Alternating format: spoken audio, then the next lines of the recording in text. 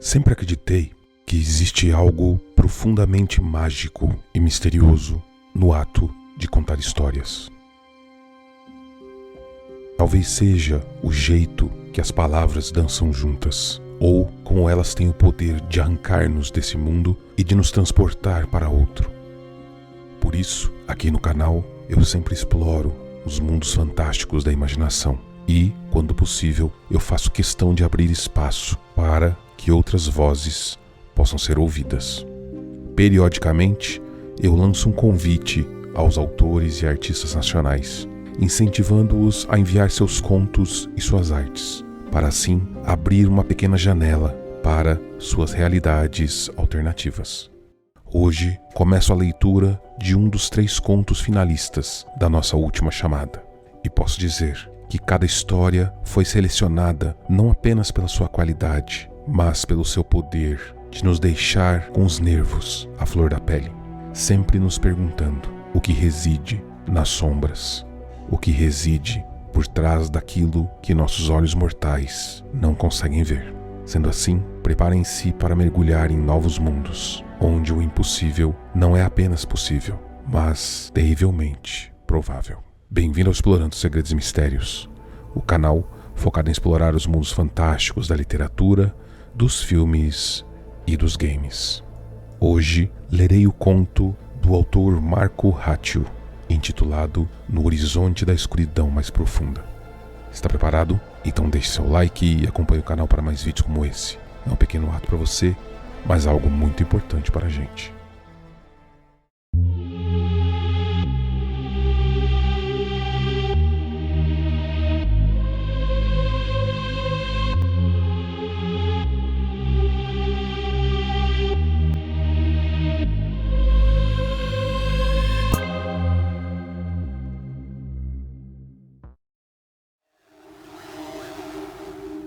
Este será meu último relato.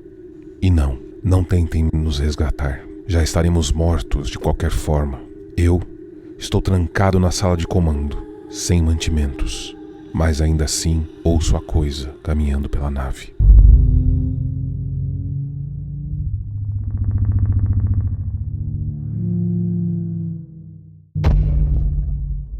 Não consigo dizer exatamente o que está acontecendo. O som, o maldito som ritmado, ecoa em minha cabeça e não me permite pensar. É como se algo estivesse cavando a minha mente, torcendo, espremendo. Sinto como se o meu cérebro estivesse se desfazendo e o mundo ao meu redor derretendo. Perco e retomo a consciência constantemente e já não sei mais se sonho ou se estou desperto. São horas ou dias que estou trancado aqui, também não sei. Grito pelos outros astronautas, mas apenas a minha voz ecoa pelos corredores da nave. Eu sou Marvin Asturo, capitão da nave de pesquisa Ícaro. Faço parte da primeira expedição internacional tripulada com destino à constelação de Virgem. Nosso objetivo era o de estudar as radiações e o fluxo de energia emitidos pelo buraco negro M87. Sondas anteriores detectaram indícios da emissão de neutrinos no horizonte de eventos, algo que poderia confirmar a hipótese da radiação Hawkins. Nos sentíamos eufóricos ao sermos os primeiros seres humanos a vislumbrar o colossal buraco negro. E não existem palavras para descrever o que foi ter visto diretamente o esplendor do M87. Gases, poeira, partículas, tudo estava sendo puxado pela força gravitacional. E as altas temperaturas, devido à fricção desse material ao ser tragado, produziam uma intensa radiação que até mesmo a luz visível era sugada. O que víamos se chama disco de acreção. Entretanto, uma única palavra vinha em minha mente ao observar aquele gigantesco círculo de luz ao redor da imensa escuridão impenetrável. Era Deus. No primeiro dia, preparamos os equipamentos e lançamos a primeira sonda em direção ao horizonte de eventos. Os dados estavam sendo coletados e pareciam promissores. A equipe demonstrava-se empolgada e surpresa com as singularidades encontradas. Então, no segundo dia, algo aconteceu.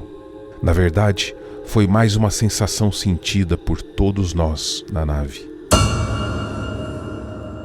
Sentimos um leve achatamento em nossos corpos e sofremos um efeito óptico de visão abaulada. Era como se o próprio tecido da realidade estivesse sendo comprimido.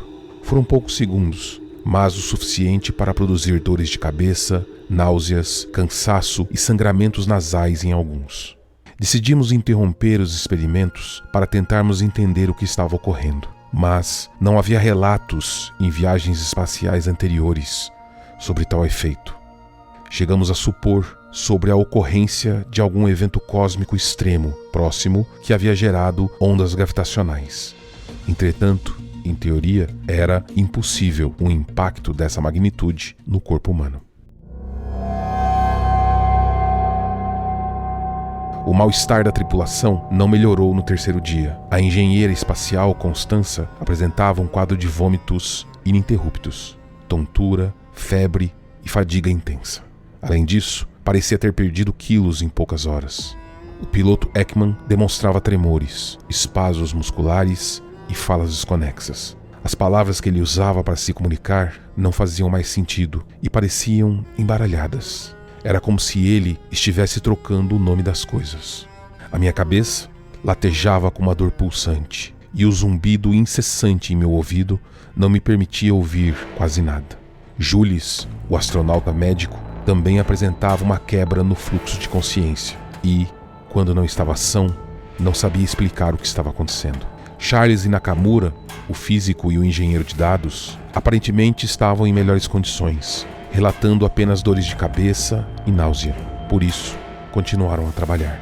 Eles usavam de alguma técnica de conversão de dados do M87 para assim transformar em sons e imagens. Jules decidiu conduzir alguns exames médicos, recolhendo amostras de sangue para assim detectar algum patógeno ou alterações que pudessem explicar os sintomas. Todos estavam normais, com exceção ao teste de Constança. Ela estava grávida. Mais precisamente, estava num período gestacional equivalente a 4 semanas. Confusa e horrorizada, Constança não sabia explicar como isso poderia ter ocorrido.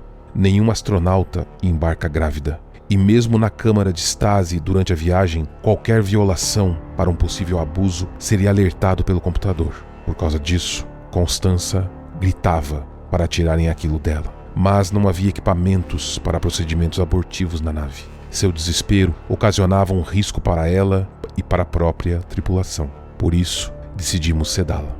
Para mim, estava claro que não havia outra opção. Era preciso abortar a missão. Assim, entraríamos em estase e voltaríamos imediatamente. Emiti um comunicado de alerta à base espacial relatando os fatos e dei início aos preparativos. Colocávamos Constança, ainda inconsciente, em sua cápsula de estase quando o computador comunicou o alerta de abertura da câmara de escape. Na tela, Charles e Nakamura apareciam em seus trajes espaciais dentro do módulo de emergência. No entanto, eles apresentavam olhos vazios, embora serenos, enquanto eu gritava no comunicador para que abortassem o lançamento. Charles apenas sorriu para mim, olhando para a câmera, enquanto Nakamura disse: "Nós entendemos tudo, capitão. Se virem o que nós vemos, também irão entender. Eu codifiquei os dados e não conseguirei explicar. É só vocês olharem e ouvirem. Ele está falando conosco nesse exato momento. Tudo é comunhão, mas a luz nos cega. A verdadeira forma só existe na ausência. Logo, todos saberão." Por mais que eu implorasse, eles silenciaram o comunicador e se lançaram em direção ao horizonte de eventos. Eu me sentia enebriado, permanecendo paralisado enquanto tentava entender as palavras de Nakamura. Sua última frase, então, entrou como um ferrão no meu cérebro e corri para o laboratório. Lá, minhas suspeitas se confirmaram. O que quer que eles tenham descoberto estava sendo transmitido para a estação espacial. Imediatamente interrompi a transmissão. De alguma forma, eu sabia que eu não podia deixar aquelas informações saírem da nave. Minha cabeça voltava a doer e o zunido piorava. A percepção de tempo, então, se perdeu completamente. O que é que eu precisava fazer? Eu já não me lembrava mais. Eu me esforcei e lembrei das cápsulas de estase. Corri, então, para terminar os preparativos quando o inominável emergiu. Não sei se foi o sangue ou as vísceras espalhadas por toda a cápsula que eu vi primeiro, mas sim o corpo dilacerado de Constança jazia morto. Algo a havia rasgado de dentro para fora. Costelas e ossos de sua bacia estavam quebrados em diversos pontos, e todo o sangue havia jorrado para a cápsula, formando assim uma pequena piscina rubra. Minhas pernas cederam e todo o meu corpo convulsionou, produzindo um torrente de vômito. A sensação de achatamento ocorreu mais uma vez e senti o meu corpo quadruplicar de peso. Não sei por quanto tempo permaneci no chão, mas despertei quando senti a nave se movendo. Só podia ser Ekman. Com esforço, me apoiei nas cápsulas ao lado e me levantei. Enquanto corria em direção à sala de comando, chamei Jules pelo comunicador, mas apenas Ekman respondeu. Não adianta, capitão. Eu vi quando as crianças o levaram. Eu vi quando os rostos delas se abriram e aquelas coisas se prenderam à cabeça de Jules enquanto o arrastavam. Eu só consegui correr. Entrei na sala de comando e lacramos a porta. Ekman programou a nave para ir de encontro da estrela mais próxima. Demorará meses para chegarmos lá e, provavelmente, já estaremos mortos de qualquer jeito. No entanto, ainda posso ouvir passos do lado de fora da porta. E uma voz parece nos chamar dentro de nossas cabeças. Eu tive de quebrar o pescoço de Ekman quando ele tentou abrir a porta. Mas quem irá quebrar o meu? Acho que irei despressurizar a cabine para assim morrer. Ainda posso ver pela janela o buraco negro M87 se distanciando enquanto a nave avança. E não sinto mais nada além de um vazio extremo. Enfim, depois de um tempo, a coisa lá fora finalmente falou para mim. E eu só entendi uma coisa.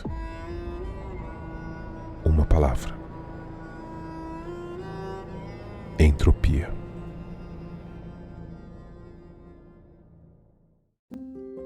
Para mais informações do autor desse conto, dê uma olhada na descrição desse vídeo. Obrigado mais uma vez, ficamos por aqui.